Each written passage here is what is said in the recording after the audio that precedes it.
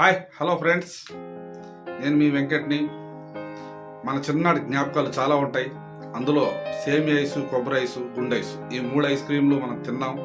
మన స్కూల్లో చదువుకున్న టైంలో ఇంటర్వెల్ వచ్చిందంటే ఖచ్చితంగా బయటకు వెళ్ళేవాళ్ళం. బయట ఒక గంట కొట్టుకుంటూ టక టక టక సౌండ్ చేసుకుంటూ ఒక వ్యక్తి మనకు ఐస్ క్రీమ్ అమ్మేవాడు. ₹10 పావలానో రూపాయి మనం ఖర్చు పెట్టి ఐస్ క్రీమ్ తినేవాళ్ళం. చాలా హ్యాపీగా ఎంజాయ్ చేసేవాళ్ళం.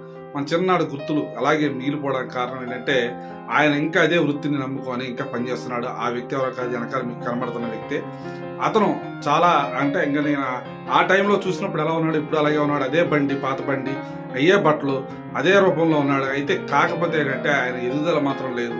ఐస్ క్రీమ్ అమ్ముకుంటేనే జీవనం సాగిస్తున్న అతనికి మనందరం ఒక లైక్ కొడదాం, షేర్ చేద్దాం, ఈ విషయాన్ని 10 మందికి తెలియజేద్దాం. ఆయనకి పింఛన్ కూడా రావట్లేదంట. ఆ పింఛన్ వచ్చే వరకు కూడా మనం పోరాటం చేద్దాం.